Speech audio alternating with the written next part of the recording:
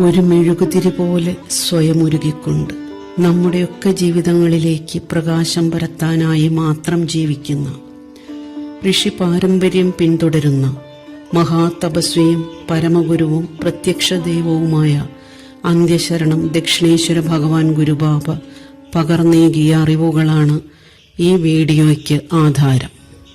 അക്ഷയ തൃതീയ എന്താണെന്ന് ചോദിച്ചാൽ സ്വർണ്ണക്കടക്കാർക്ക് കച്ചവടം തകൃതിയായി നടക്കുന്ന ദിനമാണെന്ന് പറയുന്ന സ്ഥിതിയാണിപ്പോൾ. സ്വർണ്ണക്കടക്കാരുടെ ചാകര ദിവസം എന്ന് പറയാവുന്ന അക്ഷയ തൃതീയയിൽ കച്ചവടം ഗംഭീരമായി മുന്നേറാൻ സ്വർണം വാങ്ങി സഹായിക്കാൻ ഉത്സുകരായി ഹിന്ദുക്കളൊപ്പമുണ്ട്. വെളിച്ചം കണ്ട് ആവേശത്തോടെ പറന്നു വന്ന് അഗ്നിയിൽ വീണ് ചാമ്പലാകുന്ന ഈയാമ്പാറ്റകളെ പോലെ അക്ഷയ തൃതീയയിൽ ഏതു വിധേനയും കുറച്ച് സ്വർണം സ്വന്തമാക്കി ഐശ്വര്യം പ്രതീക്ഷിച്ച് ജീവിതം പാഴാക്കുന്ന ഹിന്ദുക്കൾ അക്ഷയ തൃതീയ എന്താണെന്നും എങ്ങനെ പ്രയോജനപ്പെടുത്തേണ്ട ദിനമാണെന്നും അറിയാൻ ശ്രമിക്കാതെ സ്വർണം വാങ്ങിവെച്ചാൽ ഐശ്വര്യം വരുമെന്നും ഭ്രമിച്ചു വശായി പൂജകളും വഴിപാടുകളുമായി ഐശ്വര്യത്തിന് എളുപ്പവഴികൾ തിരയുന്നവർക്കുണ്ടാകുന്ന അധോഗതി തന്നെ ഭവിക്കുന്നു. ദൈവികമായ പല വരദാനങ്ങളും പുണ്യദർശനങ്ങളും അക്ഷയ തൃതീയയിൽ നടന്നതായി പറയപ്പെടുന്നു. വേദവ്യാസൻ ഗണപതിയുടെ സഹായത്തോടെ മഹാഭാരത രചന തുടങ്ങിയതും കൃഷ്ണകുചേല സംഗമവും ഭഗീരഥൻ ഗംഗാനദിയെ ഭൂമിയിലേക്ക് പ്രവഹിപ്പിച്ചതും പഞ്ചപാണ്ഡവർക്ക് സൂര്യദേവൻ അക്ഷയപാത്രം സമ്മാനിച്ചതുമടക്കം പല വിശിഷ്ട കർമ്മങ്ങളും അക്ഷയ തൃതീയയിൽ നടന്നതായി പുരാവൃത്തങ്ങളുണ്ട്. അക്ഷയ തൃതീയയെക്കുറിച്ച് പുരാണങ്ങളിലും മറ്റും വ്യക്തമായ പരാമർശമുണ്ട്. ഭവിഷ്യപുരാണം, മത്സ്യപുരാണം, സ്കന്ദപുരാണം, പത്മപുരാണം, വിഷ്ണുപുരാണം തുടങ്ങിയവയിൽ അക്ഷയ തൃതീയയുടെ മഹത്വവും അത് ശരിയാമണ്ണം ആചരിച്ചാലുള്ള നേട്ടങ്ങളും എടുത്തു പറയുന്നുണ്ട്. അക്ഷയ തൃതീയ വരുന്നത് വൈശാഖ മാസത്തിലാണ്. ഭാരതീയ കലണ്ടർ പ്രകാരം ശകവർഷത്തിലെ വൈശാഖ മാസം മഹാവിഷ്ണുവിന് പ്രാധാന്യമുള്ള മാസമായതിനാൽ വിഷ്ണു പ്രീതിക്കായി പൂജാദികളും ദാനകർമ്മങ്ങളും ചെയ്യുന്നവർക്ക് സർവ്വ പാപങ്ങളും ഹരിക്കപ്പെടുമെന്നും ഇങ്ങനെ നേടുന്ന പുണ്യം വാക്കുകളാൽ പറഞ്ഞു തീർക്കാവുന്നതല്ലെന്നും പുരാണങ്ങളിലുണ്ട്. അത്രയ്ക്ക് പുണ്യമാർന്ന വൈശാഖ മാസത്തിലെ ശുഭകരമായ ശുക്ലപക്ഷത്തിലെ തൃതീയയാണ് ക്ഷയിക്കാത്ത പുണ്യം തരുന്ന അക്ഷയ തൃതീയ. സൂര്യദേവനിൽ നിന്നുണ്ടായതെന്ന് വിശ്വസിക്കപ്പെടുന്ന ഭവിഷ്യപുരാണത്തിൽ അക്ഷയ തൃതീയയെക്കുറിച്ച് ശ്രീകൃഷ്ണൻ യുധിഷ്ഠിരനോട് ഇങ്ങനെ പറയുന്നു: വൈശാഖ മാസത്തിലെ ഒരേയൊരു വെളുത്ത പക്ഷ തൃതീയയെക്കുറിച്ച് കേൾക്കുക. ദാനമോ ജപമോ ഹോമമോ സ്വാധ്യായമോ പിതൃതർപ്പണമോ എന്നല്ല, അന്ന് ഇങ്ങനെ എന്ത് ചെയ്താലും അതിവിടെ അക്ഷയമായിരിക്കും, നശിക്കാത്തതായിരിക്കും, സർവപാപത്തെയും ശമിപ്പിക്കുന്നതായിരിക്കും. ഈ ജന്മത്തിൽ അതിന്റെ ഫലം അനുഭവിക്കാനായില്ലെങ്കിൽ വരും ജന്മങ്ങളിൽ നിശ്ചയമായും അതിന്റെ ഫലം കിട്ടിയിരിക്കും. ഈ ദിവസം ഹോമിച്ചതും ദാനം ചെയ്തതും ഒന്നും നശിക്കാത്തതിനാൽ ഇതിനെ മുനിമാർ അക്ഷയ തൃതീയ എന്ന് പറയുന്നു. ഇതിലെ ഒടുവിലത്തെ വരികൾ വീണ്ടും ഒന്ന് ശ്രദ്ധിക്കാം. ഈ ദിവസം ഹോമിച്ചതും ദാനം ചെയ്തതും ഒന്നും നശിക്കാത്തതിനാൽ ഇതിനെ മുനിമാർ അക്ഷയ തൃതീയ എന്ന് പറയുന്നു. ഇനി മത്സ്യപുരാണം നോക്കാം.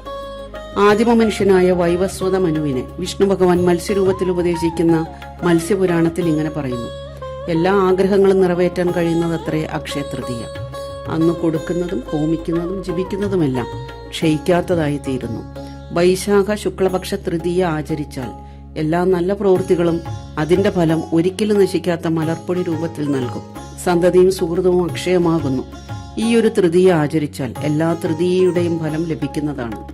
ഉപവാസത്തോടെ ജനാർദ്ദനെ പൂജിച്ചാൽ രാജസൂയത്തിന്റെ ഫലമാണ് ഉണ്ടാവുക. പുരാണങ്ങളിൽ ഏറ്റവും ബൃഹത്തായ സ്കന്ദപുരാണത്തിലും അക്ഷയ തൃതീയ യഥാവിധി ആചരിച്ച് നേടാവുന്ന അനുഗ്രഹത്തെക്കുറിച്ച് പറയുന്നു. ശിവപാർവതീപുത്രനായ സ്കന്ദൻ ഭൃഗുമഹർഷിക്ക് ഇക്കാര്യം വിവരിച്ചു കൊടുക്കുന്നത് ഇങ്ങനെ: പണ്ട് ഇന്ദ്രൻ മഹാബലിയെ ഒരു യുദ്ധത്തിൽ പരാജയപ്പെടുത്തി. പിന്നീട് ഭൂമിയിൽ വന്ന ഇന്ദ്രൻ ഉദത്യന്റെ ആശ്രമത്തിൽ എത്തുകയുണ്ടായി. ഉദത്യന്റെ ഭാര്യയിൽ മോഹിതനായ ഇന്ദ്രൻ ഗർഭിണിയായ അവരെ ബലാത്കാരമായി പ്രാപിച്ചു. എങ്കിലും മുനിശാപം ഭയന്ന് ഓടിപ്പോയ ഇന്ദ്രൻ ഇന്ദ്രാണിയുമൊത്ത് മഹാമേരുവിലെ ഒരു ഗുഹയിൽ ഒളിച്ചു. ഈ സമയത്ത് അസുരന്മാർ ദേവന്മാരെ വീണ്ടും ആക്രമിക്കാൻ എത്തിയപ്പോൾ നായകനില്ലാതെ ഭയപ്പെട്ട ദേവന്മാർ ബൃഹസ്പതിയെ ശരണം പ്രാപിച്ച് ഇന്ദ്രനെക്കുറിച്ച് തിരക്കിയെറിഞ്ഞ് ഇന്ദ്രനെ കാണാനെത്തി. പരസ്ത്രീ ഗമനം കൊണ്ട് ബലവും യശസ്സുമെല്ലാം നഷ്ടമായതിനാൽ ദുഃഖിതനായി ഗുഹയിൽ ഒളിച്ചു കഴിയുകയാണെന്ന് പറഞ്ഞ ഇന്ദ്രനെ ബൃഹസ്പതി അറിയിച്ചു. മഹാവിഷ്ണുവിന് പ്രിയപ്പെട്ട ഈ വൈശാഖ മാസത്തിൽ എല്ലാ തിഥികളും പ്രധാനമാണെങ്കിലും അക്ഷയ തൃതീയ ഏറ്റവും ശ്രേഷ്ഠമാണ്. അന്ന് നടത്തുന്ന ദാനവും യജ്ഞവും എല്ലാം ഐശ്വര്യപ്രദായകവും അക്ഷയവുമായിരിക്കും. അക്ഷയ തൃതീയയിൽ ദാനം നടത്തിയാൽ അങ്ങയുടെ ബലവും ഐശ്വര്യവും ഒക്കെ വീണ്ടെടുക്കാം. ബൃഹസ്പതി ഉപദേശിച്ചതെല്ലാം ചെയ്ത ഇന്ദ്രൻ അസുരന്മാരെ തോൽപ്പിച്ച് സ്വർഗത്തിൽ തിരിച്ചെത്തി. അന്നു മുതൽക്കാണ് അക്ഷയ തൃതീയ ഇത്ര പ്രശസ്തമായി തീർന്നതത്രേ. വിഷ്ണു പുരാണത്തിൽ ശ്രീ മഹാവിഷ്ണുവിന്റെ അനുഗ്രഹം ലഭിക്കുന്ന ദിനമായി അക്ഷയ തൃതീയയെ വിശേഷിപ്പിക്കുന്നു. ധനം, സമൃദ്ധി, ഐശ്വര്യം എന്നിവ വർദ്ധിക്കുന്നതിന് ഈ ദിനത്തിലെ സൽപ്രവൃത്തികൾ ഉതകുമെന്നുമുണ്ട്. പത്മപുരാണത്തിൽ പുലസ്ത്യ മഹർഷി ഭീഷ്മർക്ക് കാര്യങ്ങൾ പറഞ്ഞു കൊടുക്കുന്നുണ്ട്. പരോപകാര കർത്തവ്യ പ്രാണൈരവി ധനൈരവി പരോപകാരസ്യ പുണ്യം ന സ്യാത് ക്രതു ശതൈരവി. പ്രാണൻ കൊടുത്തും ധനം ത്യജിച്ചും അപരന് സഹായം ചെയ്യണം. പരോപകാരം കൊണ്ട് കിട്ടുന്ന പുണ്യം 100 യാഗങ്ങൾ കൊണ്ട് ലഭിക്കുന്നതിലധികമാണ്. ചില പരാമർശങ്ങൾ കൂടി നോക്കാം. വൈശാഖ മാസത്തിൽ ചെയ്യുന്ന ഒരു സുകൃതം പാപങ്ങളാൽ മറയ്ക്കപ്പെട്ടാലും വന്നു ചേർന്ന് അതിന്റെ ഫലത്തെ നൽകുന്നു. ചെയ്ത പുണ്യത്തിനാകട്ടെ പാപത്തിനാകട്ടെ നാശമില്ല, എന്നാലും പുണ്യത്തിന്റെ ആധിക്യത്താൽ ഘോര പാപം ഇല്ലാതാകും. വൈശാഖ മാസത്തിൽ വിഷ്ണുഭക്തിയോടെ പൂജിച്ചാൽ അതിന്റെ പുണ്യം വർണ്ണിക്കാനാവില്ല.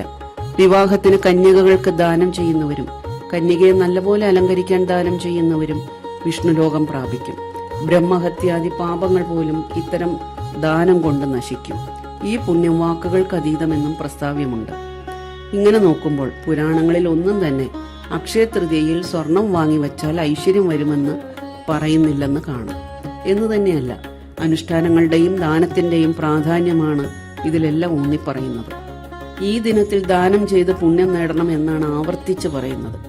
ചുരുക്കി പറഞ്ഞാൽ പുരാണങ്ങളെല്ലാം ഘോഷിക്കുന്നത് ക്ഷയിക്കാത്ത പുണ്യം നേടാൻ അക്ഷയതൃതീയയിലെ സൽപ്രവൃത്തികളാലാണ് കഴിയുക എന്നതാണ്. സൽപ്രവൃത്തികളിൽ ഏറ്റവും വിശിഷ്ടം ദാനമാണ്. അതിൽ തന്നെ വിശിഷ്ടമായതാണ് കന്യാദാന കർമ്മത്തോടെയുള്ള വിവാഹത്തിന് കന്യകകൾക്ക് ആവശ്യമായവ ദാനം ചെയ്യുന്നത്. പെൺമക്കളുടെ വിവാഹത്തിന് താലിമാല വാങ്ങാൻ പോലും ആവാതെ സങ്കടപ്പെടുന്ന മാതാപിതാക്കൾക്ക് തങ്ങളാലാവുന്ന സ്വർണം പരസ്പരം അറിയാത്ത വിധം ഒരു ആത്മീയ ആചാര്യൻ മുഖേനയോ ആത്മീയ സന്നിധി മുഖേനയോ ദാനം ചെയ്യണം. ദാനം സ്വീകരിക്കുന്ന ആത്മീയ ആചാര്യൻ അപരിഗ്രഹിയായിരിക്കണമെന്നുണ്ട്. അതായത് ദാനധനത്താലല്ലാതെ സ്വന്തം അധ്വാന ഫലത്താൽ ജീവിക്കുന്ന ആചാര്യനായിരിക്കണമെന്നുണ്ട്. ദേവർഷികൾ അക്ഷയമായി കണക്കാക്കുന്നത് ഇത്തരം ദാനത്തെയാണ്. സ്വർണത്തിന് പൊള്ളുന്ന വിലയുള്ള ഇക്കാലത്ത് ഇതൊന്നും നടപ്പില്ല എന്ന ചിന്തയല്ല, തങ്ങളാൽ കഴിയുന്നത് ചെയ്യണമെന്ന നിശ്ചയബുദ്ധിയോടെ അക്ഷയതൃതീയയിൽ ദാനം ചെയ്യുകയാണ് വേണ്ടത്. സ്വന്തം ആവശ്യത്തിന് സ്വർണം വാങ്ങുന്നത് ഏതു വകുപ്പിലാണ് സൽപ്രവൃത്തിയാവുക? അതെങ്ങനെ ഈശ്വരപ്രീതികരമാകും? പരോപകാരമേ പുണ്യമെന്നാണല്ലോ.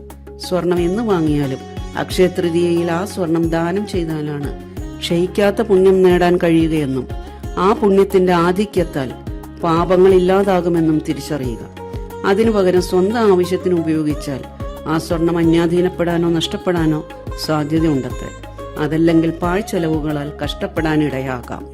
അക്ഷയതൃതീയയിൽ വാങ്ങിയ സ്വർണം കൈവശമിരിക്കുന്ന കാലത്തോളം പലതരം അശാന്തികളും കഷ്ടനഷ്ടങ്ങളും നേരിടാം. ദാനം ചെയ്യാൻ ഉദ്ദേശമില്ലെങ്കിൽ അക്ഷയതൃതീയയിൽ സ്വർണം വാങ്ങാതിരിക്കുന്നതാവും നല്ലത്. അതിനാൽ ഇനിയെങ്കിലും സ്വർണ്ണക്കടക്കാരുടെ അക്ഷയതൃതീയ പരസ്യങ്ങളിലെ ചൂഷണം തിരിച്ചറിഞ്ഞ് അതിൽ നിന്ന് പിൻവാങ്ങി സൽക്കർമ്മങ്ങളാൽ പുണ്യത്തിന് നമുക്ക് കഴിയട്ടെ. എല്ലാവർക്കും നന്ദി, നമസ്കാരം.